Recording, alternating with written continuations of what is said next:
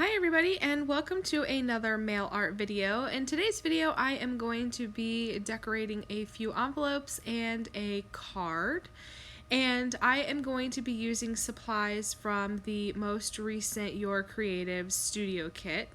And I did an unboxing for this kit, but I was really inspired by a lot of the items in the kit and just felt like it would work really well to just decorate some envelopes. I prefer to decorate my envelopes before I need them, just because if I have things kind of pre-done beforehand, then the pressure to do them when I need them is not really there, because all I have to do is write my letter, gather some pretty things to include in the envelope, and then just grab an already pre-done envelope. I do the same thing with my journaling. I like to have all of my journaling pages already pre-decorated, so that when I need to sit down and write, I don't have to worry about decorating the pages. They're already kind of done. So I am just going through some of the supplies in the kit and gathering things that I think will look good together and will go nicely on the envelopes. And I do want to mention, someone just recently commented on my video that where she lives in Alaska, I guess, which was very odd to me because I've never had an issue before. But I guess where she is, and I don't know if it's like that in your country or state, but she is not allowed to include anything on the outside of her envelopes. And if this is an issue for you, if you live in an area where your postal services do not allow you to decorate your envelopes, there's a pretty simple fix to this. All you have to do is put them in a clear envelope and put your postage stamps on the outside of that clear envelope. You can put the address on the inside because it's clear, it's see-through, they'll be able to see the address and you won't have to worry about them getting wet or damaged. But I suspect the reason in her area that she can't put anything on the outside of the envelope is because in Alaska things tend to be pretty wet because there's lots of snow. And so I think maybe they have an issue with the address getting kind of messed up, or I'm not really sure, but she did comment, and I did take her issue into consideration as to give a warning for the viewers. If you are in an area where that is an issue, simple fix, just put it inside of a clear envelope. I've talked to my post office and there's no issue with that as long as the postage stamps are on the outside of your clear envelope so they can cancel them. Then you shouldn't have any issues with that. If I am wrong and you have an experience different from this in your area, please feel free to comment down below, so that the viewers and everybody can kind of see and kind of gauge their your experiences. But I feel like if you are having an issue like that, then the simplest fix is to just put it inside a clear envelope so that the postal services don't have an issue with snagging anything in the machines. I know that a lot of people tend to think if you put things on the outside, they get ripped and torn in the machine, but there's actually a fun trick to that. If you just put, in America, if you just put 70 cents of postage, or 72 cents now, or 71, something like that, it becomes you're paying for a non-machinable item, and it is all hand done, and then you don't have to worry about getting them gunked up in a machine. There's actually a special postage stamp for that. I think last year it was a pretty butterfly. I'm not sure what it is this year or next, but there are non-machinable postage stamps that you can put on the outside of your envelope if you're worried about machines tearing them up. I do it quite often. Actually, I do add extra postage for a lot of my mail just so I can ensure, one, that the weight isn't an issue, and two, if it is a non-machinable item in the post office's eyes, the price is already accounting for that. So I'm paying for that extra added service of not sending my items through the post office's machines. But I think that is maybe what she is referring to.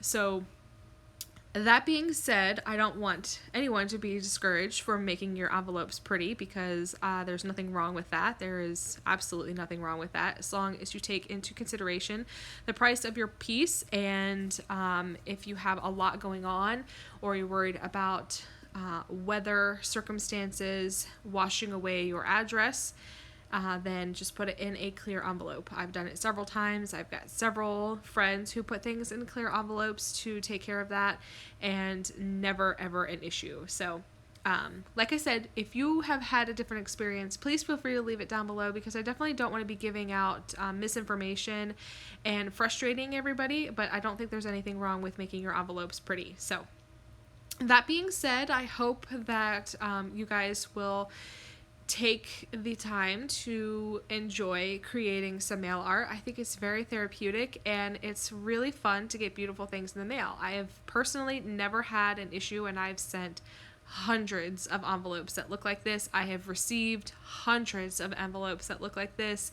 I've never been charged to take a piece of mail because there's never enough postage, and I've never heard of anybody else having to pay extra for getting something from me because there wasn't enough postage. So anyway, moving on. I hope that didn't sound rambly or nasty in any way. I just want to make it very clear that if this is something that you have had an issue with, then definitely start using clear bags and putting your postage on the outside, or just add extra postage so that they are non-machined. So with these vellum pieces, I am using my Prima Planner glue pen, and sadly I don't use them as often as I used to, just because I cannot find them anymore, and I'm devastated because they are the most amazing adhesive I have ever used when using clear items, just because they dry clear. You can't see the adhesive through like pieces of vellum or anything like that, and I'm just absolutely devastated that I can't find them anymore. They're discontinued. I have searched online, I've searched in stores. They used to be at Hobby Lobby, and they're just not there anymore. So if anybody has an experience with getting the Prima Planner glue pens anywhere, please let me know. I would love, love, love to be able to get my hands on them. So I have had serious issues with the clear stamp from this kit, and you can see there, you could see it in my unboxing as well. I think it's just a poorly made stamp. There's really not much you can do about that. I actually threw mine away already, which is really unfortunate. I hate doing that. But the smell was just really too much for me, and the quality of the stamps was just not even worth having. So I did unfortunately throw them away. But that doesn't mean that I didn't use and keep everything else from the kit. I really have enjoyed using the kit and the items in it. And this 6x6 sticker paper was amazing. I really enjoyed like creating these collage pieces with the sticker paper.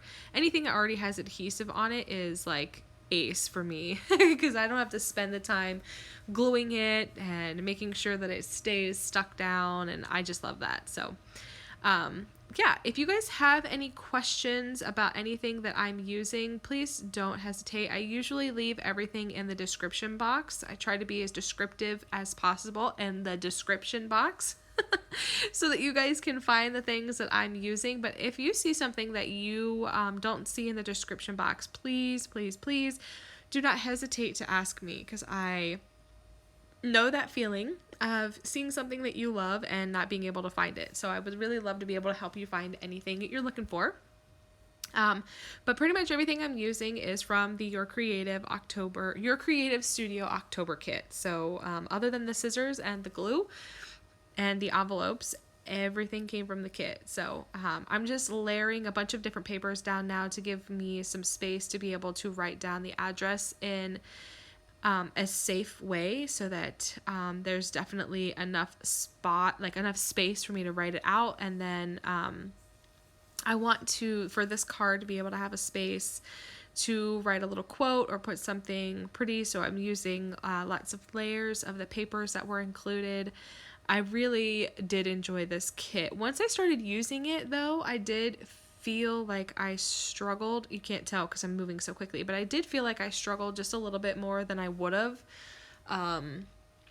because it was new. They were all new supplies, and I kind of had to figure out a way to make it cohesive and work, but I did enjoy everything. I thought it worked really well. This music washi tape is fantastic. I love this. It's like a thin, thick washi tape, if that makes any sense whatsoever. It's thick enough where it's not just going to peel right up. I have used skinny washi tape in the past, and it's just so skinny there's not enough adhesive where it actually sticks.